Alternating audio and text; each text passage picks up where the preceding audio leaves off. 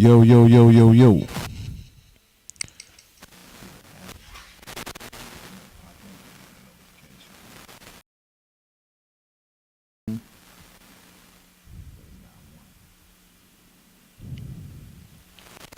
Which is probably one of us. So we're rolling.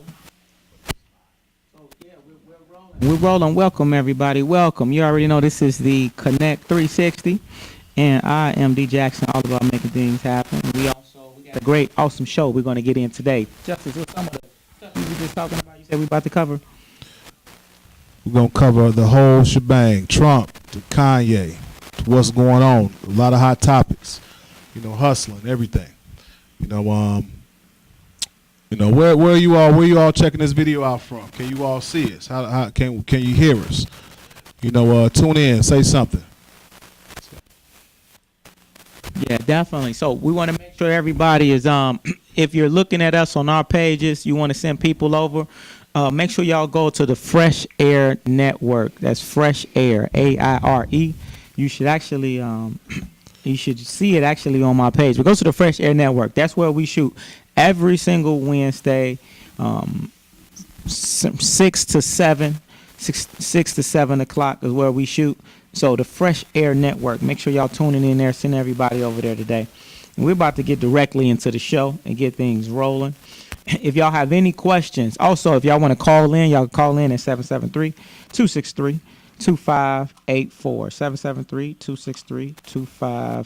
773-263-2584 is where you can call in at. So what are we talking about today, Action Jackson? What's going on? So first we're going to get directly into some of these trending topics with the news. Well, before I even do that, I just want y'all to make sure y'all know what the show is about. The theme of the show today is we're talking about the power of hustling and the effects on it and on how hustlers can build nations.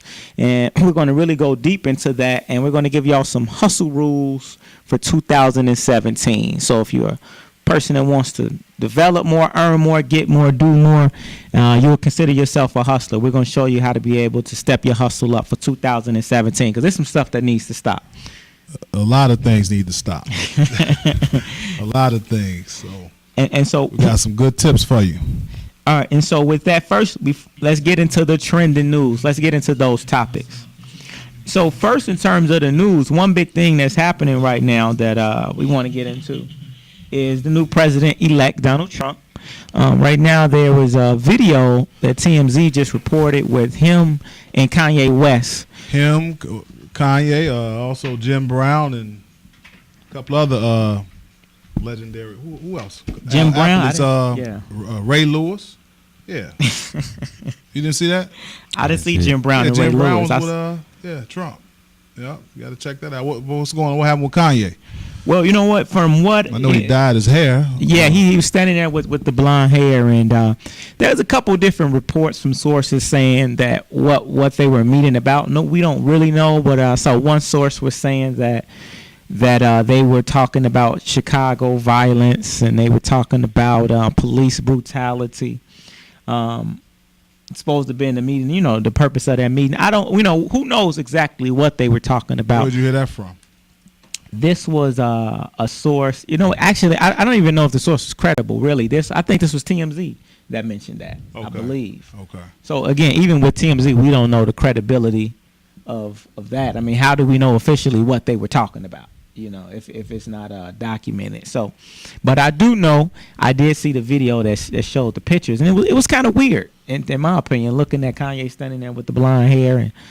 And in my opinion, the first thing I thought was, all right, is Trump using this as an opportunity, like a propaganda tool, just to say, hey, I'm not that bad, I'm not racist. Hey, look, I'm with Kanye. Because why is it he with Kanye versus with some other black business leaders or other political black figures? Why is he with a rapper? You know what I mean? Do you think he reached out to Kanye or Kanye reached out to him? You know what? Because Kanye at the concert, when he spazzed out, did say, hey, I would have voted for Trump, or I voted for Trump. I would have voted for Trump. the concert, one of the concerts right before he got admitted. Yeah, I mean, definitely. Right. Yeah, he did say. I saw that too. That's an interesting perspective too, because it does seem like Kanye is trying to make some strategic moves to be able to, for his brand, with everything he got going on. It is kind of interesting that he goes in the hospital, colors his hair, come out, and now he's with Trump after he just said it. So it's interesting, man. So I of course, all we can do is speculate and see what happens. But personally, man, it all looks just like some propaganda, in my opinion. It's all about, from whose side? From Trump's side or from Kanye's side? From both sides. So man. From both sides, it just looks like a big spectacle to me. At the end of the day, all we can do is we just have to continue to, prepare ourselves in terms of our own business and practice some of these hustler strategies. And Kanye took a lot of heat for that, though. He said, "Why is he meeting with Trump?" I guess Trump is supposed to be the enemy now. So a lot of people say, "Well, why?" I guess Boss called Kanye in and using Kanye and all these black celebrities as to kind of take some of the heat off him, talking about the president-elect. Well, what? President-select Trump. But with artists these days, especially the Kardashians. Are they artists? It's entertainers, right? Okay. Celebrities.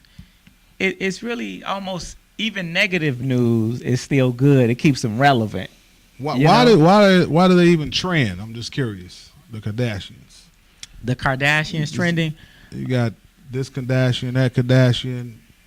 What talents do they have?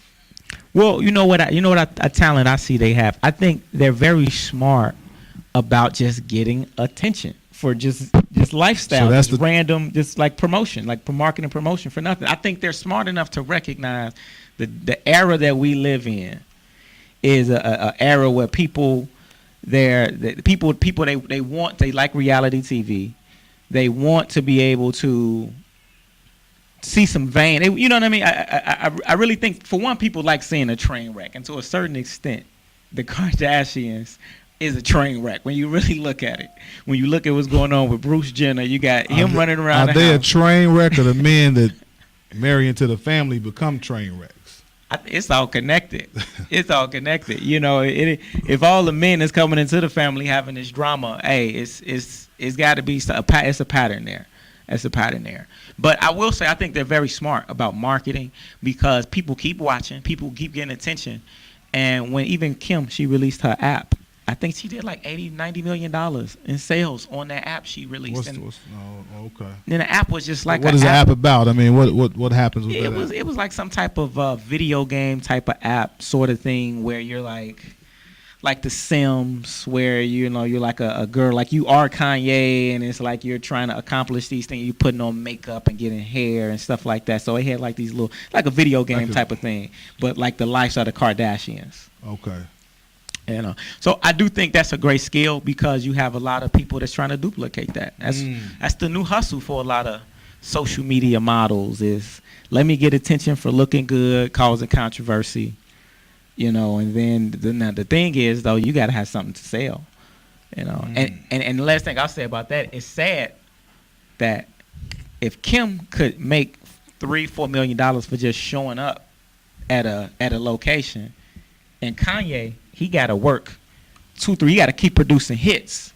What does that do to your ego as a man, when you got to work so hard to make your money, but then your wife could just show up somewhere and she getting a big bag and walking away, and she don't have no talent. If he got his paperwork right, I mean, he should have publishing and residual income by now, right? You had hit albums, songwriting credits, a couple of Grammys under his belt. But with a guy like Kanye, though, it ain't about the paper, though. It's to me, it seems like it's more about the ego than anything. When you look at how he, if you look at how he goes out, how he talk, how he has the rants. It seems like he really is very important for him to get recognized and get certain attention. And if he's not getting that, I can see that causing somebody like that to break down. Especially if you haven't had any therapy, and you're dealing with other issues and you ain't got no real people around you, that's really keeping you grounded. So we talking about hustling today. Today we talking about hustling. So talked about the Kardashians hustling. You know, Trump hustled his way into the White House. You know, are we being hustled? So I guess that's a good topic one day. And what else you got on there? Are we being hustled? Hey, there's always a hustle going on somewhere. You know, it's all sales. Either you're selling something or you being sold. Or you something. being sold something all the time. So other in the news, really quick, is the You Name It challenge. This is a big thing, right? Musicians are making songs and a lot of stuff is going viral. The You Name It challenge was the thing where you got the pastor Shirley Caesar. She did the sermon about it. I got greens, eggs, tomatoes, peas, ham, and all that. And so a DJ remixed the song. He took her soundbite and made it into a song. Right. So what's going on with that? So what's going on with that is right now Shirley Caesar's team is taking legal action. They have made the DJ take all of the his stuff down. He made a song, put it on iTunes. They made him take that down so he can no longer make money on that. And also she's saying that she's not trying to sue him because that's what the allegation is. People are kind of coming at her trying to say, why are you trying to sue the brother? Right.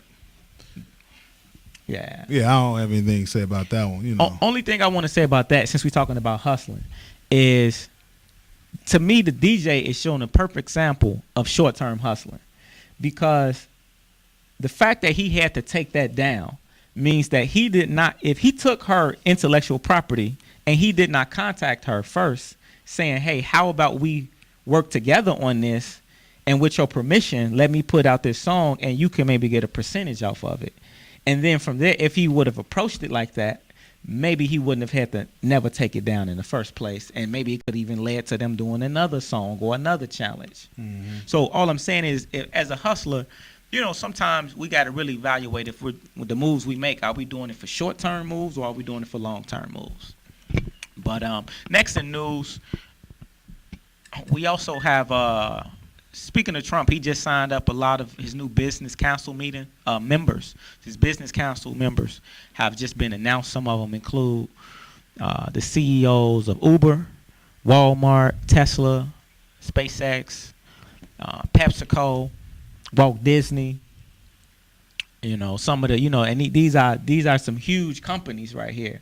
And so I just thought it was interesting just to see that, you know, we got a businessman in the White House and seeing how will this affect us when we're seeing, you know, having these type of people, these type of CEOs in office. What you think about that? He's making power moves, you know. So he's pulling, as they say, you know, you don't want to be the smartest one in the room all the time. So he's pulling people that, you know, that's at his level or above, and according to him, you know, he's checking some of the Republicans that didn't want him in office. You know, he's pulling some of the black elite, or, you know, in regards to the entertainment and political fields, you know, closer to him. So, you know, he's making power moves. He's hustling his way, you know, through I guess through the next 4 years. Got one of the top big wigs with Exxon, you know, on his team. So, you know, that's oil right there.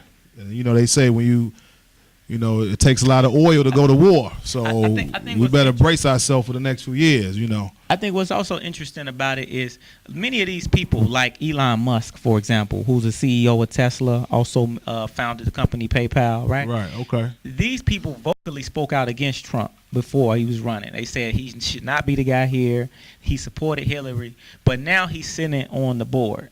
So for me, it's interesting to see how, even if you might disagree with people, sometimes politically you have to still figure out how to work with them, you know, for power moves.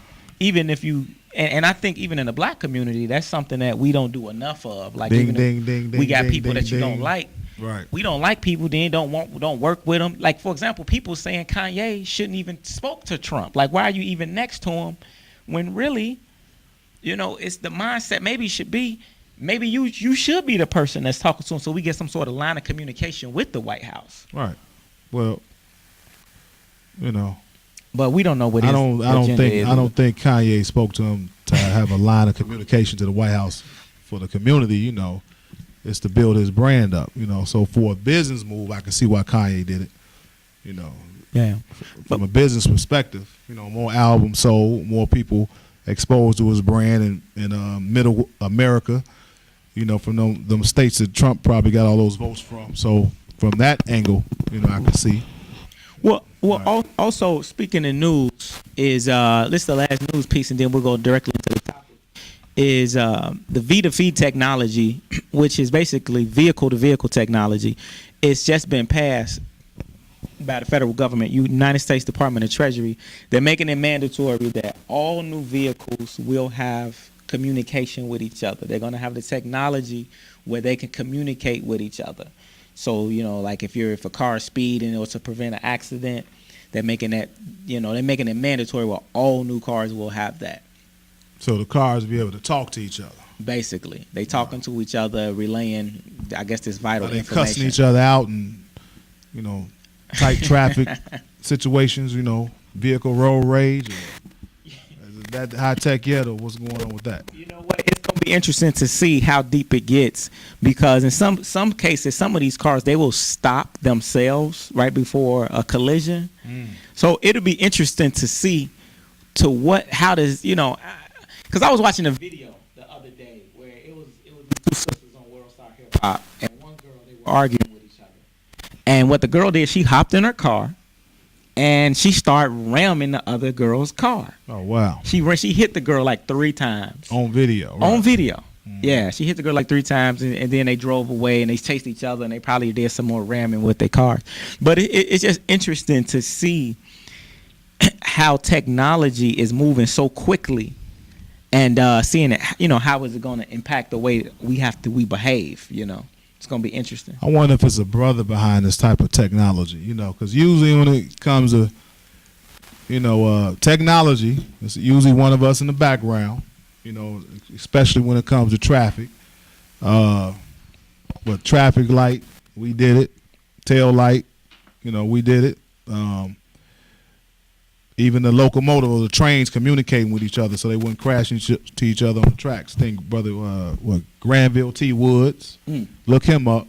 You know, I think Edison had him in court. Him and Edison was going back and forth. You know, he sued Edison, I believe, and won. Granville T. Woods. So I'm sure it's probably a brother that's somewhere in the background, you know, lurking with this vehicle-to-vehicle technology. Yep, V2V technology. To check that out. Yeah, so let's get directly into it. Speaking of, we're talking about maybe it's a brother behind it. So I think that goes directly into the power of hustling, right? Because a lot of times if you got a powerful, let's say a smart black person, a George Washington Carver, or an innovative person that's just exceptional, when they go and they start working with the government, to a certain extent, it's a sacrifice to the community. But what I've learned, and I've just personally experiencing this, is when you're hustling in life and when you want a blessing to go to the next level, sometimes you have to make a huge sacrifice that you may not be willing to do. And when you're faced in that situation, what do you do? Are you hustling for yourself, or are you hustling for your family, or are you hustling for your community, or, you know, different people hustle for different things. This is very true, and that's actually that's a good question. So, because most people in America, I mean, this is a society where when we hustle, we're hustling for the individual. Everybody hustling for their first name, like Dame Dash like to say. And so it's like dog eat dog. You know what I mean? It's like I'm gonna do whatever I gotta do. I'm gonna get rich or die trying, regardless of who I hurt in the pathway, long as I get mine. Is that a good thing, though? I mean, for the community, is it a good thing? Not if everyone's out for themselves. You know, sometimes you have to form certain alliances and move as a team. You know, because if you're hustling for a team, or, you know, for a group, and you're dealing with people that's only hustling for themselves, you're gonna be the only one out there left holding the bag in the end. So you know, you got to make sure you hustle with people who have the same mind state. You know, so if we all hustling together, you know, we all have to have a team mind state. So what would be a good example of a team, same team mind state of entrepreneurs, freedom fighters, some hustlers that work together, you would say? I mean, in sports, I mean, you go to the 90s Bulls. They worked as a team. That's why they won all those championships, But prior to that, you had Jordan scoring 50 points, 60 points, 40 points a game, But prior to that, he wasn't winning any championships. It wasn't until, the coach put that team together and they all got on that same, wavelength and said that, the goal is not for him to win a scoring championship or for him to win a rebound, the rebound award or whatever. It was, we want to win the big championship. So, what's the bigger goal? What's the big picture? So I guess first you got to have a central goal in mind, that the team can rally around, and we focusing on that. Okay, so let's use that example. So just as you're talking about the power of the Bulls when they work together, it can be the Bulls, it could be Trump and his team. Well, let's talk about that. Let's talk about that specific example, though, because right now Phil Jackson is in the news, right? They come Phil and his comments about LeBron James. What did you say about LeBron? He just mentioned something about his posse. He says, I forget the exact words, but something about LeBron James doing things with all his people. Kavan, do you know what I'm talking about? Do you know what he said exactly? It was basically saying he was talking about how LeBron has done necessarily well with his business and brand, but then he turned around and said that his group of managers and agents and things of that nature, which are some of his friends from his hometown, right, he said they're posses. And the term posse is basically a negative connotation when you talk about them, as opposed to just saying, his group or whoever. He was saying it in a negative. He said it in a negative way. Was he saying like posse, like yes men, or what? Well, I actually heard what the definition of posse is, because somebody was making that reference point on why was the word that he said posse so bad. And it was some words before that too. So I'm not going to actually claim that I know exactly verbatim what he said, but the challenge that they had with what he was talking about was the word posse and what the connotation. So what's the definition of posse? I know the first time I heard it. You got Sir Mix-a-Lot up there. My posse's on Broadway. That's what you got. Did that come up? It's just interesting though to see how sensitive of the climate they were posse, in. That's like cowboy. Because posse, really, the original word, the body of force. Even a negative. It's not even really a negative word in definition. But of course, people are mad because a group of friends. Because of the climate that we're in, and then some people mad because they feel like he said it in a negative way, which is important too. That's why I tell people all the time, communication is more than just the words you say. You know what I mean? You got that nonverbal, you got the tone you say it in, and your nonverbal language. First of all, people don't use that word. They don't use the word posse. No, they don't. They don't. So for him to seek out that word as the word that he used to speak about somebody's business and business practice, or example what the business looks like to him, we generally don't use that word posse. And whether he know the definition or not, it is, we connotate it as something like in the past, in the Western days. Right. It's along those lines. It's a group of people, and then it's not necessarily. So what he could have came out as far as sharing with them, with the market, with the media, is he wasn't trying to give them their just due as far as how LeBron has actually navigated his brand and did it in a non-traditional meaning having those same agents and or people who run damn near the NBA period. It's like 7 or 8 agents that basically control 80. Has a monopoly on the agencies for the players. So instead of just saying that he's done a good job, he used flavorful words, right, that kind of dumbed down his authenticity. Well, and here's why I bring it up in the first place is that Phil Jackson, he won all of these championships. In fact, he's won probably more than just about any other coach in history. But when he's with this new organization, well, he's with the New York Knicks now. Is the culture what role does culture play when it comes to developing hustlers? Does that have any development? Because you got one of the same guys, but it's a different culture with where Phil is at now. Of course, the players not on the same level, but these guys are playing horrible, even with people like Derrick Rose on the team. So how important is culture when it comes to getting a team to work together, in your opinion? That's for me or Kavan? For any one of y'all that want to, both of y'all. How important is culture? Mm-hmm. It depends on that culture's, traditions. So if you talking about, in our community, we way behind. I'll just put it like that. So, I'm saying the African Americans is in America. I'm not talking about on a global level, mm-hmm. But because I've lived in America primarily most of my life or all of my life. So you're saying that blacks are the culture when it comes to hustle, we're a little bit behind. So yes. So that basically you are saying that culture does have an impact on the mindset of hustling, teamwork, hard work. So are there some cultures that are just better than others in terms of with the hustler culture and teamwork culture, working together culture? Walk outside your door, go to the corner store, and you will see what I'm talking about. Well, the definition of culture is... Or the gas station. The definition of culture says, it's actually 6 of them, but the behavior... Culture, right? Yes. Okay. The behaviors and beliefs, characteristics of a particular social, ethnic, or age group.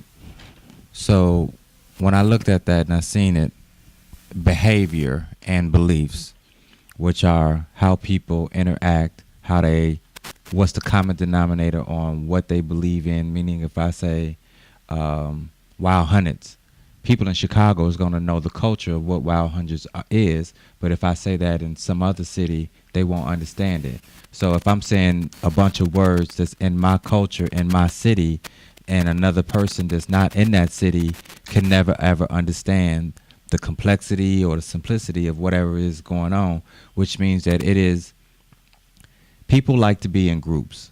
And if you in a group means that you have common interests, you have common beliefs, you have common behaviors. So if you don't have those common beliefs and or behaviors, then how are you guys going to move synergistically in one direction or another direction?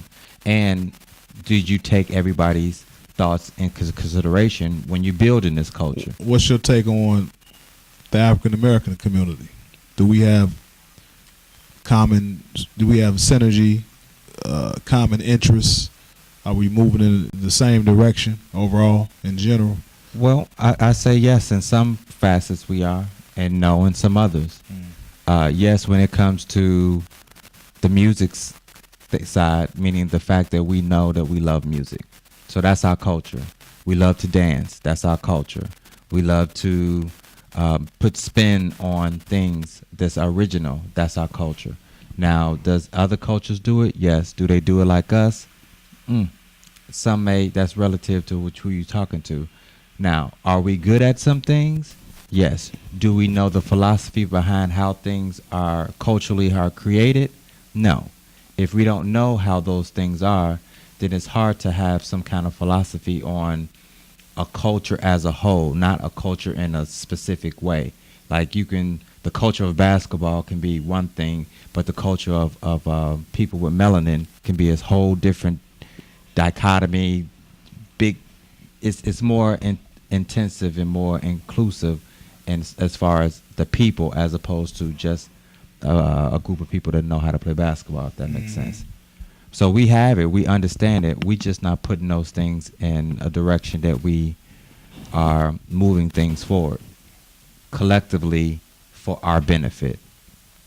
So that, to me, when I hear you say that, it makes me think about the value systems in terms of what we value. So like, for example, you talked about how you could get on the music scene, you can get a lot of black folks that could agree, like they love hip hop as a culture, right? Even, they can respect musicians, but like, for example, KRS-One was just saying in his interview I was watching, he was talking about the power of, if artists and entertainers were to create their own currency and they would be able to spend that currency with each other and gave each other points, then the power that that community would get just by adding more value on their own currency versus valuing other things, valuing another currency, valuing the rims, or valuing other tangible things that may not, because, for example, that's why they got called culture vultures, right? You'll have.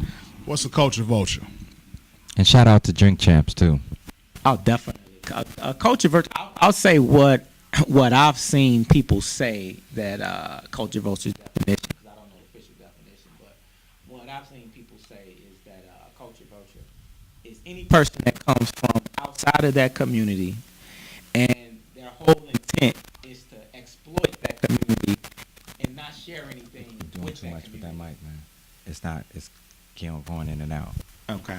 Yeah, so it's a person that's exploiting a community who's an outsider who comes to a community just to exploit it, and they have no intention to be able to truly help that community. Okay, check this out.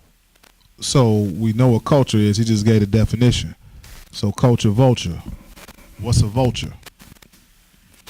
Vulture. Scavenger. Yeah. Scavenger. So if you're a culture vulture, that means you're exploiting a community that's dying. Or is already dead. Mm-hmm. So is the culture vulture the problem, or is it the community needs to circle their wagons? So the community can get better. So we won't have culture vultures feeding off of us. So should we point at the culture vulture or figure out what we're doing wrong and what we need to do right? I think we have to define to our people what culture is. What's the primary tools that we need to understand culture, continue to understand it, and to continue to add on value to it, to make it what we feel it is. I think our culture has been damaged by other people's influence and thought process and meanings, and we just accept them because we are acceptable people, and we accept their understanding for something as the truth, and then we implement that quote-unquote truth into our thought process. And since we haven't done any research, we don't know what the origin is, we don't know where it came from, it's easier to get indifferent results of what it is that your culture is. We drink milk. Remember? That's not our culture. Okay. Right. We eat anything. I mean, even the USD came up with the food triangle. Who did they consider when they created that? Not you. Not him. Well, and this is why I think it's so important. This is why I want to talk about the power of hustling and hustlers.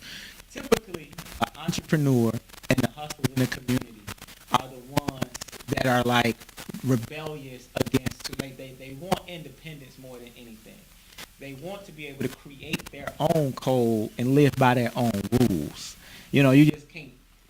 Certain hustlers, you cannot get them to work a job, or you cannot. Is my mic okay? Yeah, it's going in and out. I don't know if because you turned it. You see the light is.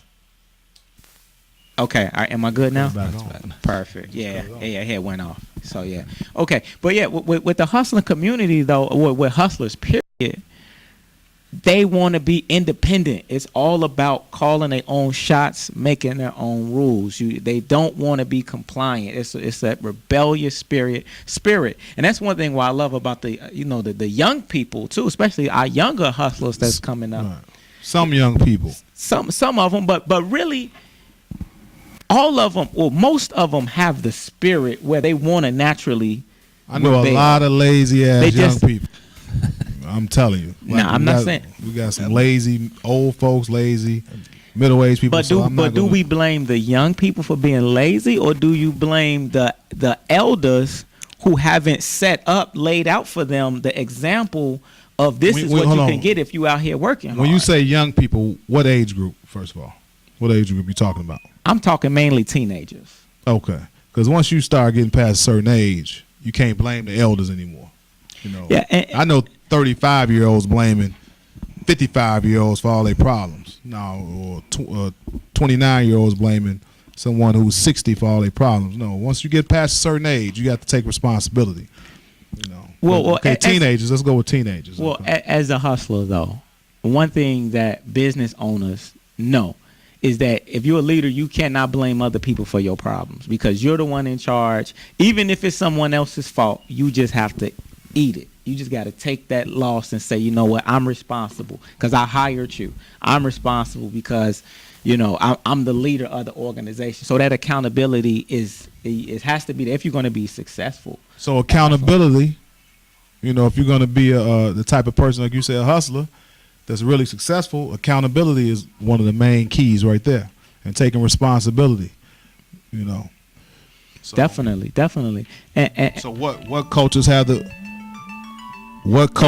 the best hustlers are probably the coaches that have the most accountability, and take the most responsibility. So does the African American take responsibility, for some of the things that we're doing wrong? And I know that 90% of our issues are probably external, but we need to recognize that and internal. So when I say external, I know we have forces working against us. I got that, But are we, if I'm going out of my way to get a discount from you or cheat you, but then I'm running to the gas station, or the corner store that a foreigner owns and willing to pay them, then that makes me part of the problem too. So we have to pay ourselves first. Definitely. So yeah, I mean that makes me even think about some of the Asian community on how. And shout out too. I just want to really quick just shout out to our sponsors too. I want to shout out to Fresh Aire Network. Shout out to International Power Brokers. Shout out to CC360, Culture Connection. I want to shout them out. And what made me even think about it is like I get my car fixed at a foreign this foreign car shop downtown, and the owner is a younger guy, Asian cat, named Benny, but it's funny, I was talking to Benny, because he gets all these celebrities and stuff that come in and get their cars fixed on and all this good stuff.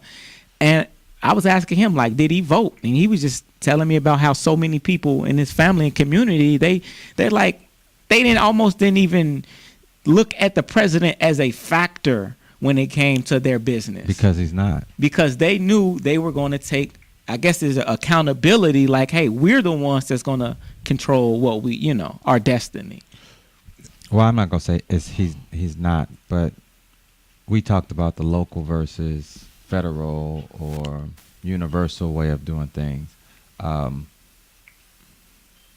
We put so much energy in somebody else doing for us, as opposed to us creating an understanding on what's going on, and then having some demands based off that understanding, and then that only is the chance to where you can make other people accountable when you know what is going on.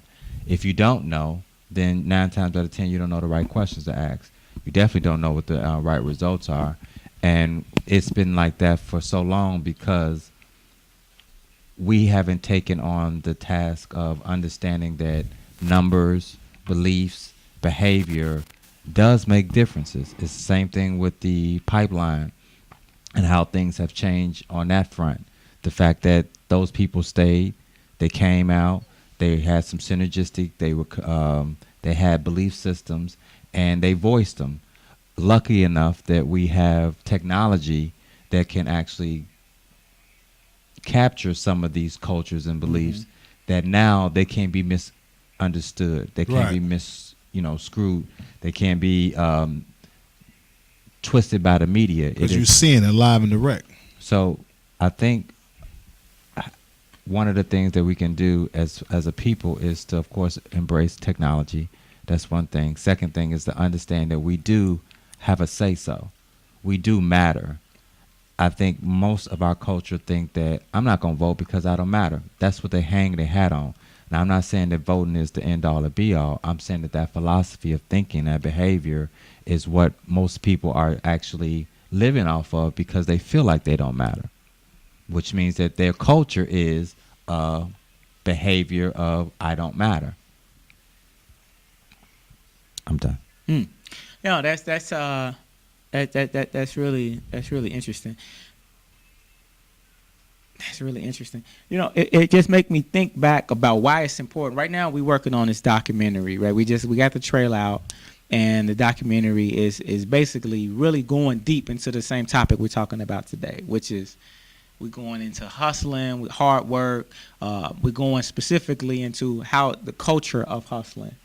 And one thing I see is that in the black community especially, we have a real negative. For one, there's a lack of examples of good hustlers. And then the ones that we do see, it's almost negative. Like if you hustling getting good grades in school, people look at you like you a lame or something. Like it's something wrong with you. Why are you working so hard? You know, like it's cooler to not work. You know, it's the cool thing is to not work so hard and kind of not, you know, but have something for nothing. You know, get over. It's like a culture of getting over on people and being happy because you finesse somebody, you know. Or it's a culture of somebody owes me.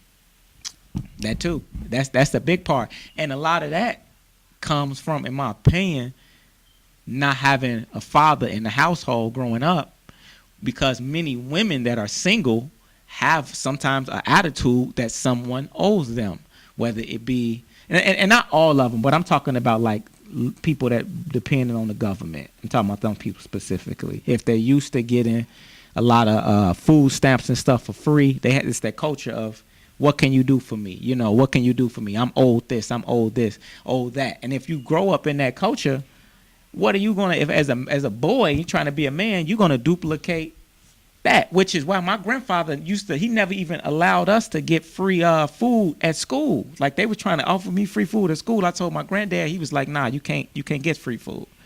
And I thought he had too much pride, but I later realized it's because he knew that would create a level of dependency. So y'all pay for y'all lunchroom pizza.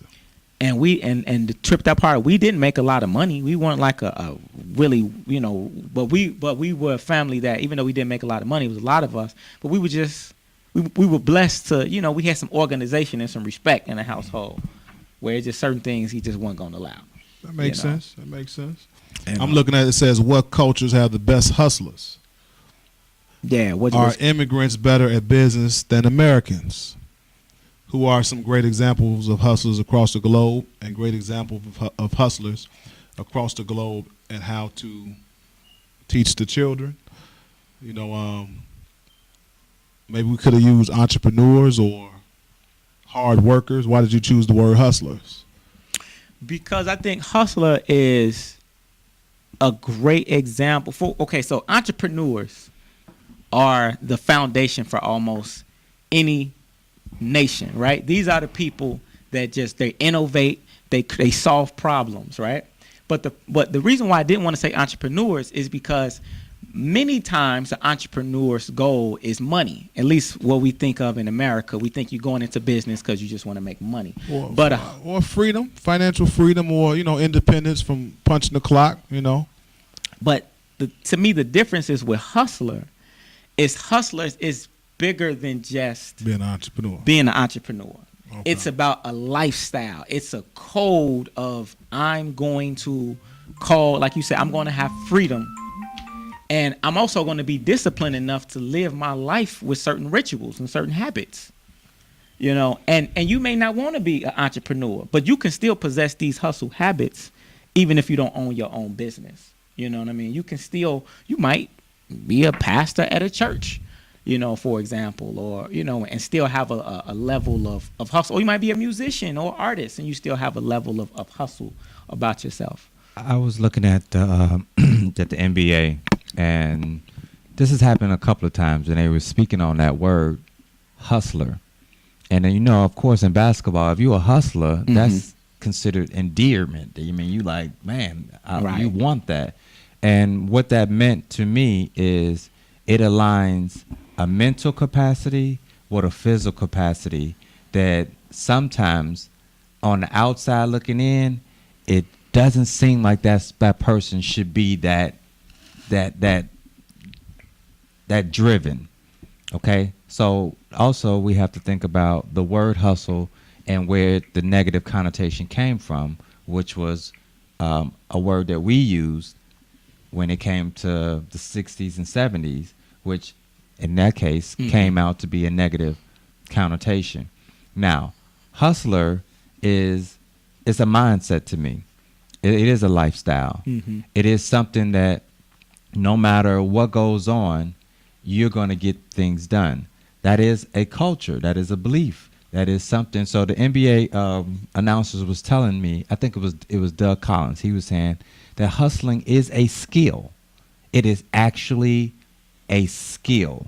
And what that means for individuals, just like shooting a basketball, just like spreading your fingers, footwork, all that good stuff, it takes a certain amount of mental and physical capacity. Practice make perfect. Repetition is the best teacher.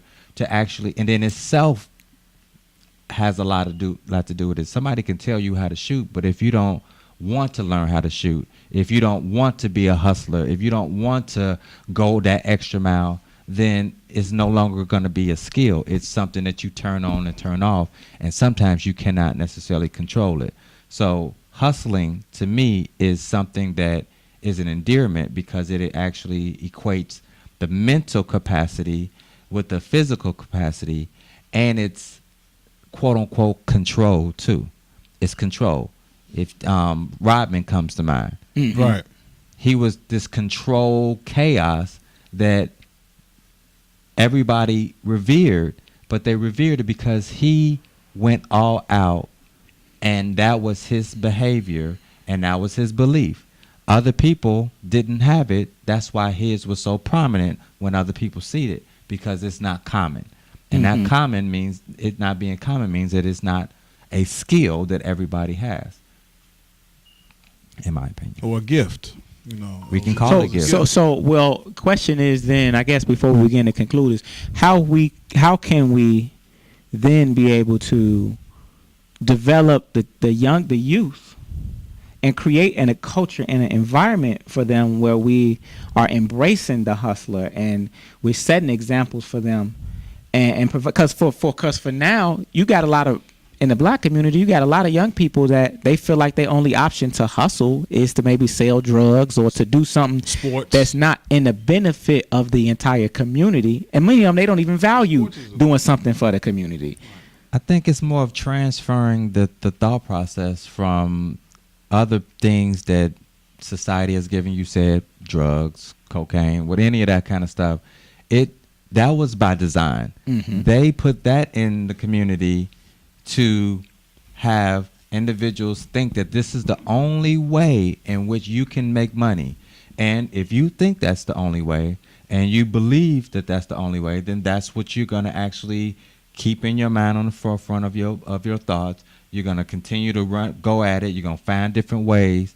But the issue is that we don't necessarily replace those kinds of thought process or belief systems with other alternatives than that of drugs.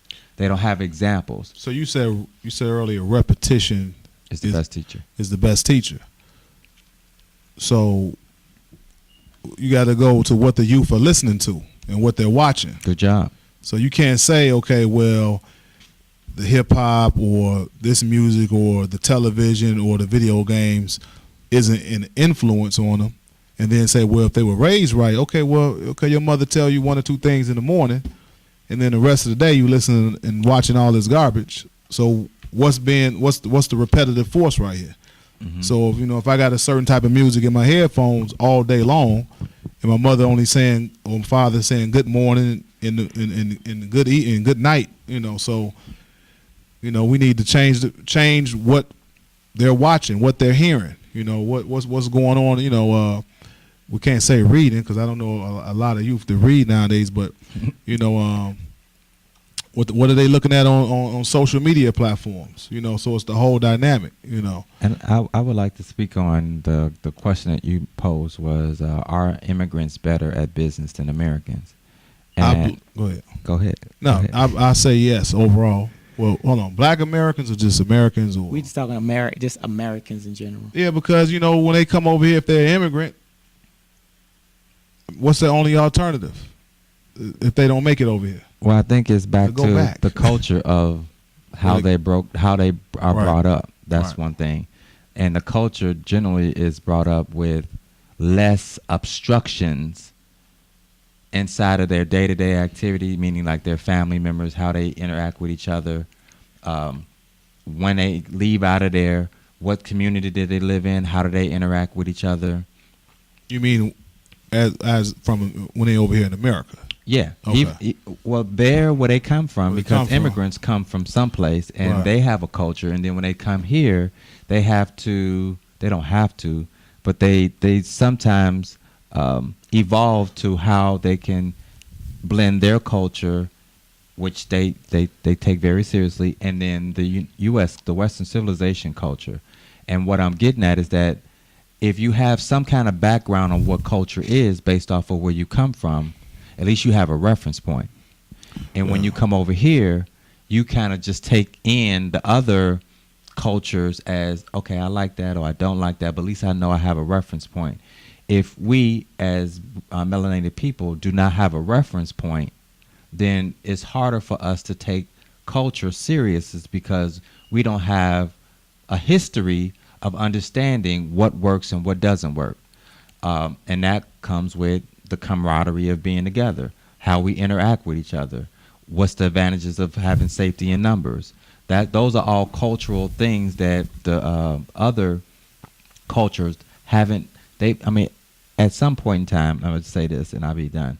At some point in time, damn near every ethnic background has been in some kind of slavery. That's what they've said.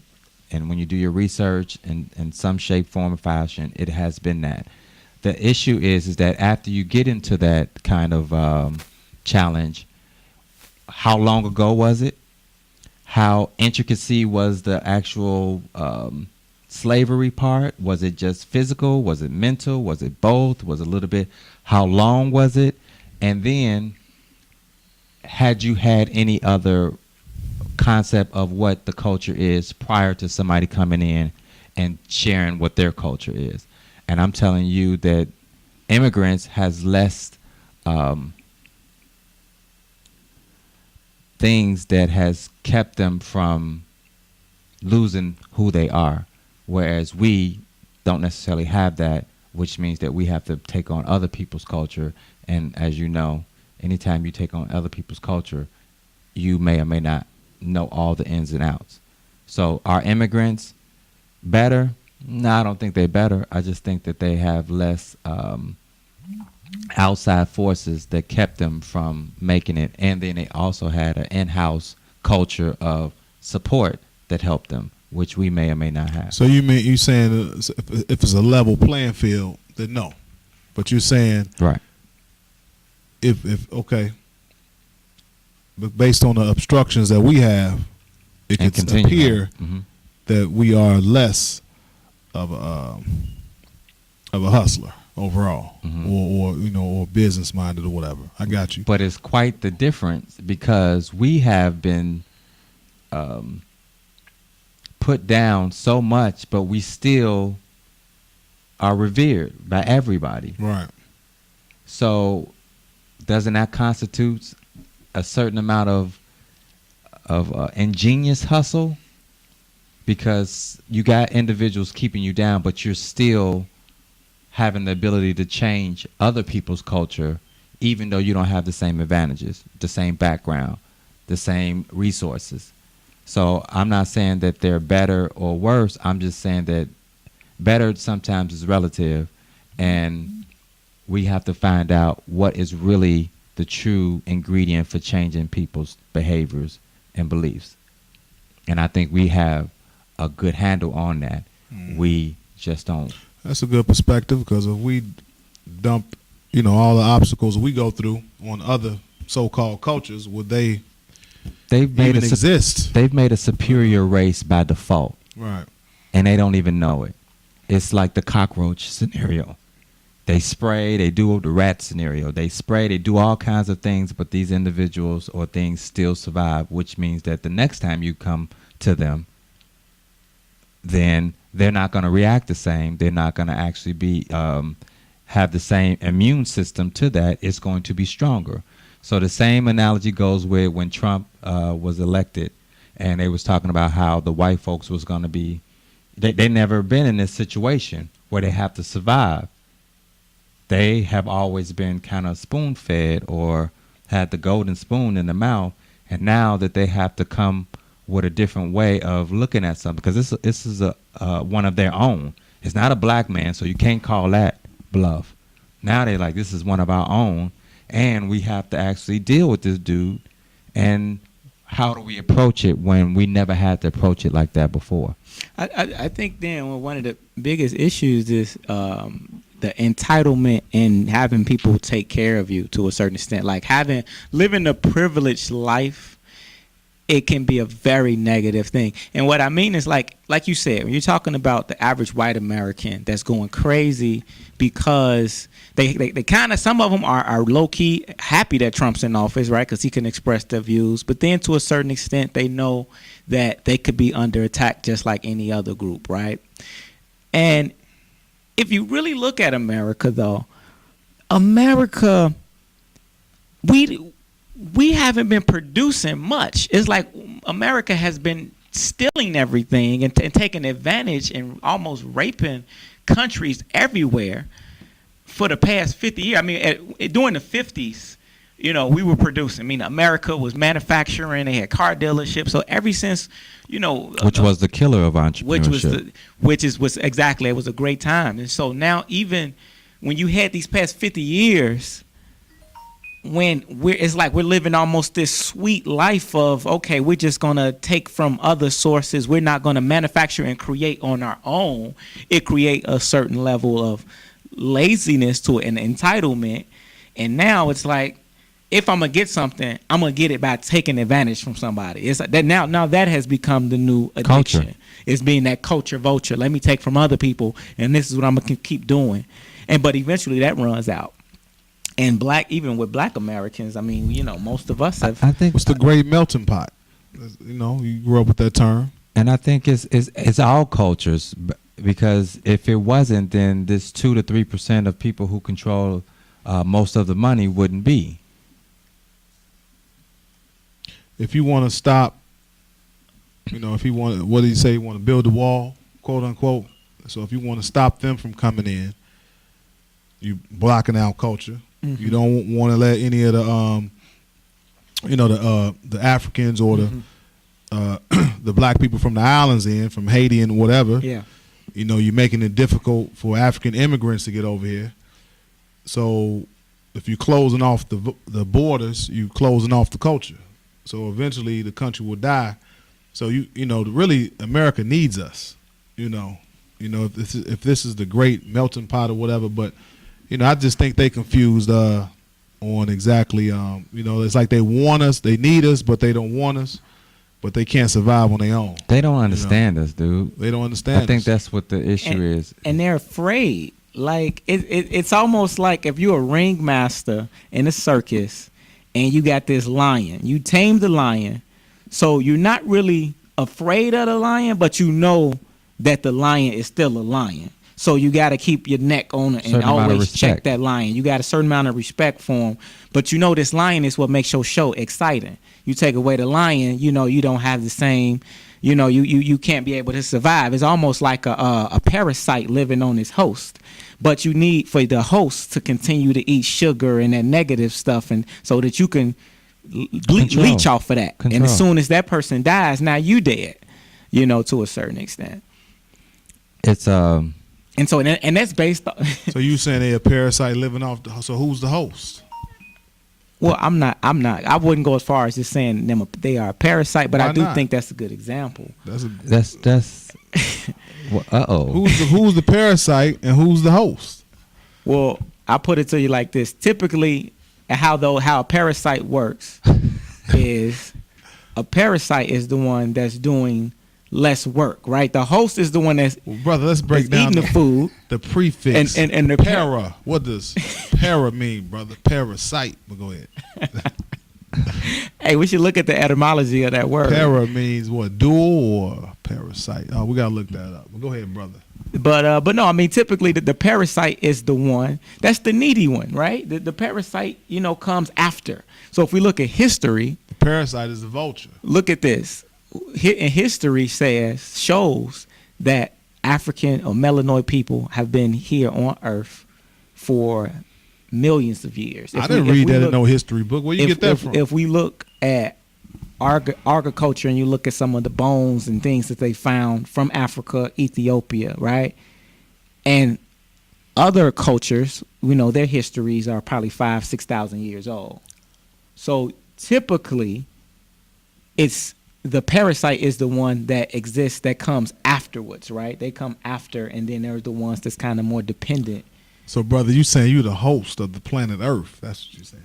I mean, yeah, we know this, but science even shows that, though. Science even shows. Yeah, science breaks down the power of the melanin genes, which is why they always studying black DNA. Well, also even if you look at, even the dominant traits of black DNA when they have children with people that have a recessive trait. On how the black people come look out. You get a black person, white person have a baby, it's gonna look gonna have more melanoid features, and it'll eliminate that recessive trait, of those white folks. So I mean, even science shows the power of which is more dominant. And I don't, you know what I mean? Like if you get a parasite and a what would we say? Well, it's actually across all fields of study. That means that if you put 1 part black and 2 part whites, then it's still gonna be more with the black. Excuse me. That means everything. Even with the color spectrum, when you blend a dark and a light color, it's gonna come out with a darker color. It's like a ratio that's kind of biased. Mm-hmm. Like if you put 2 white pieces and 1 black piece in anywhere, which one is gonna stand out? The white or the black? Even though it's 2 whites, the black is gonna catch your eye faster than the white does. It's even if you have more white, the blacks are going to catch your eye. This is just on across the board. It's not necessarily. It's physical, mental, it's chemistry, it's math, it's all those different things. And so the dominant and recessive concept is across all universal laws, is what I guess what I'm getting at. Well, I think one of the key things, and since we're talking about hustling, every great hustler has one thing in common, that is they hungry. They have a lot of hunger. And I say that because if we're talking about a host versus a parasite, who's usually the hungriest one? And usually the parasite is the one that's more hungrier and that's controlling that host in terms of even what they're eating and their level of hunger, right? If you got worms in your stomach, that will affect your level of hunger, right? And what you eat and what you don't eat. And one is never satisfied. And one is never satisfied. And they always got to find something else to make them whole or to make them survive. They have to, or exactly, they have to. They have to survive. So that's interesting because earlier before the show started, we were talking about a certain YouTube show or popular podcast, and it's like 99% of the guests are African Americans, a black man, but that person is of another ethnicity. So I guess that person would be the parasite or the culture vulture. And the host are the brothers, right? That's coming on the show, yeah. And they're like living. Because I never thought about that. Yeah, that's interesting. And that goes back to if black folks want to step up their hustle, you have to become more hungry, which is denying people feeding you. When I was living with my mother and I was 22. She kicked me out. My hustle was like, it was okay. But when she kicked me out of the house and I had nowhere to live, nowhere to, no consistent roof over my head, my hustle went through the roof. I didn't know how I was going to make it back, but I never went back home since I left my mother's house because I made a decision that I'm going to eat on my own, and I'm not even going to accept that. So it kept me hungry. So I think that's really important that black people have to kind of sever certain relationships and say, hey, we're not going to accept money from you. Imagine if we said that, if we stop accepting money and contributions from certain people and said we're going to exclusively get them from us. I think what happens is that, and I'm speaking frankly for myself. Mm-hmm. I've been self-employed for some time now, and just based off your example, Mm-hmm. it is when I found out that I can be self-sufficient and self-efficient, then blame game started to melt away. That's one thing. Second thing is that I had a certain amount of independence that was not somebody else telling me, is what I knew for myself. Mm-hmm. The third thing is that after I found out that I mattered and that I had a actual gift or talent that came with being a hustler because I had to do it as opposed to somebody telling me to do it or somebody giving me something to do. Mm-hmm. It took a certain amount of discipline that came with that. And under that discipline, the experience taught me that I can hustle myself and I also can see other hustlers. Mm-hmm. So I can be able to identify other hustlers, which means that when you can identify, then that may mean that your way of doing business could be a lot better than that of a person who doesn't know how to spot a hustler. Because a hustler is not negative. A hustler is somebody that you know that's self-sufficient and self-sufficient in their own manner, and you can pick that out. And once you pick it out, you, as a hustler, understand that a hustler is always better if you have two hustlers as opposed to one. Especially in basketball, if you got two hustlers coming after one on the defense, it's more chances of them actually irritating somebody than just one hustler. So that leads me to understand that if I understand hustling and I also do the hustling, I can identify another hustler, and also with the advantage of knowing the managerial part of hustling.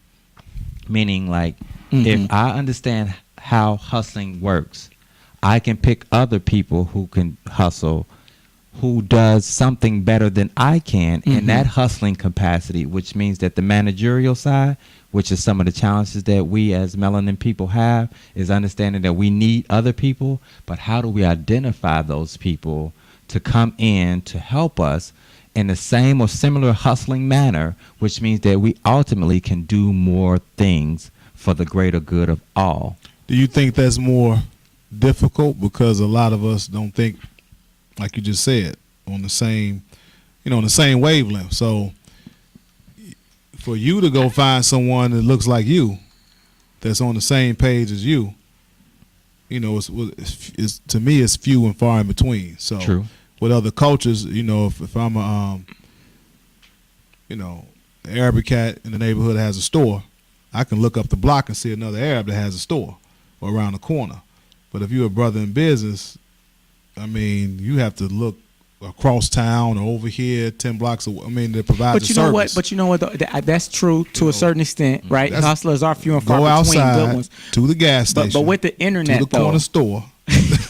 It's not that complicated. But the internet has made the world so much smaller, right? Mm-hmm. And so what I would say is now it's about knowing how to filter people quicker as well, how to sort through people. You're gonna have to sort through a lot of yourself. But before to get to someone like yourself. But it's not. With other cultures, but it's you not know that what? hard. It's not as that difficult. I'm not saying it's easy, but I feel like when you create a reputation for being a thorough hustler, right? Let's say, for example, Tariq Nasheed. One of the things he does that I really respect is whatever he say he's gonna do, he do it tangibly. It gets done. He's not just talking and don't get it done. And so now he created that reputation. So now certain people know they have to raise a certain standard if they really going to work with him. We all do. Right? So it makes me think about, too, I remember I had an internship. This would be the last example I'll give. It was an internship I really wanted. The dude had me wait. I went for an interview. He made me wait in the lobby for almost 2 hours before he saw me.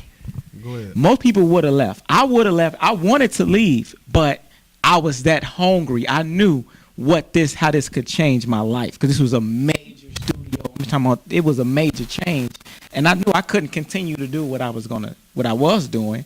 And so when he knew, he had at least an idea of the sacrifice that I was willing to make, because that's how you know a lot about the people that you're working with, is the sacrifices that they make, not just what they say when you see them make certain sacrifices. Yeah, and it's very important we we don't get a hustler mixed up with a schemer or a scammer. Mm-hmm. Definitely. So if you're dealing with a hustler, you check their background record, or their history is consistency. A scammer, you start asking questions about them. There's a lot of holes in the story. That person say, oh man, don't mess with him. He did that to me, or she did that to me, or she doesn't do good business. But, so if you're hustling properly, you have a history, a track record. That's very important too, Absolutely. Consistency is key, as they say, so the reputation, your reputation precedes itself.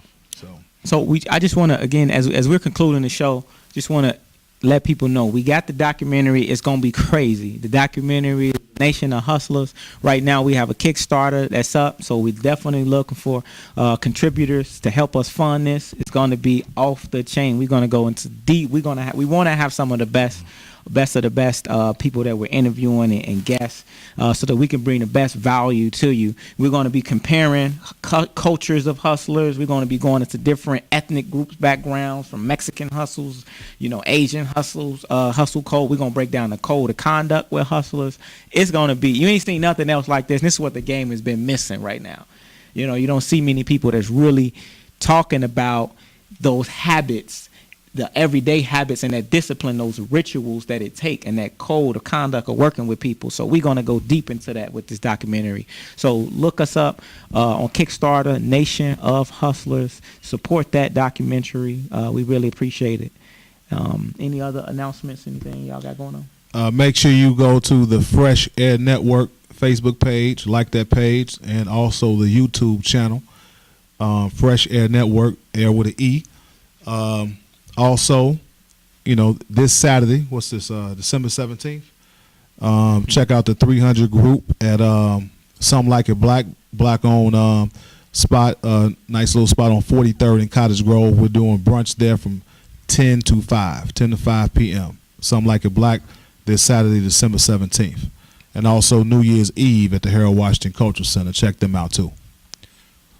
I would like to just say once again that the year is ending, and it is good that you are preparing yourself to do some things that are different for the next year. Also, be open to doing it with other people as opposed to just yourself. I know we do have certain challenges with working with each other because we're out of practice, but in order to become better at it, then we must practice. So I just wanted to let everybody know, any and everybody that made any kind of contribution, physically, mentally, for Fresh Aire Network and our platform, that I appreciate it. And I'm grateful for 2017 because we do have good things, good concepts, good, and we got some great people in Chicago. We got some great people in the world. And I want to make sure that we showcase that talent. So thank you guys, of course, for being consistent. And yeah, you guys got anything that you want to share as far as what you're doing this weekend or next weekend? Just want to shout out my boy Kurt Cohiba, up and coming rap artist, musical artist. Man, everything he does is awesome. He performs with his live band. He's going to be at the Cubby, which is on the north side. That's this Saturday night at the Cubby. I think it's Park area. But definitely come out if y'all want to look him up on Facebook, Kurt Cohiba, or go to Dwayne Jackson on Facebook. Do looking up, you'll see details on that. But come out, it's great. I mean, the boy is cold. The boy is cold, and not just as a rapper, but he really gets into his whole band. They all are professionals. Like, he's got a doctor in there. We had Dr. Charm. She's going to be singing. But that's the event you want to go out and just have a good time. All right. if you see this, you watching live, check out my buddy Derek Jones. He's over at the Falcon Inn right now. December what's his day? Wednesday, 7:00. Comedian Derek Jones, check him out. Real funny brother. Derek Anuna, what's up? Cool.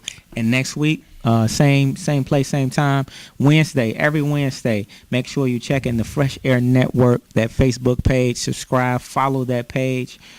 Also, make sure you subscribe to the YouTube page as well, Fresh Aire Network. Next week, we're debating. Are we going to do a 6 o'clock start time, or are we going to be consistently going for 7 o'clock? Let's do 6:30 or 7. What you think? What do you think? What you think, Kavan? He always say we could do whatever as long as we let's on do time. 7. That's what's let's most do important. 7. Tune in at 7. We'll be at 6:30. Is that good for you? It's great for me. Okay. We just gotta be consistent with showing. I will time. be and more consistent. Once we get to talking, 6. fellas, Right. we definitely always go over, and that's the thing is that it's 7:53 now. Right. You know what I'm saying? So let's just keep that in mind, and also just making sure that we are considerate about our listeners too. Okay. And what they have going on in their time. So yeah, appreciate you guys. 7 o'clock. 7 o'clock Central Time next Wednesday. Check in 7 o'clock Central Time. We'll see y'all then. Peace.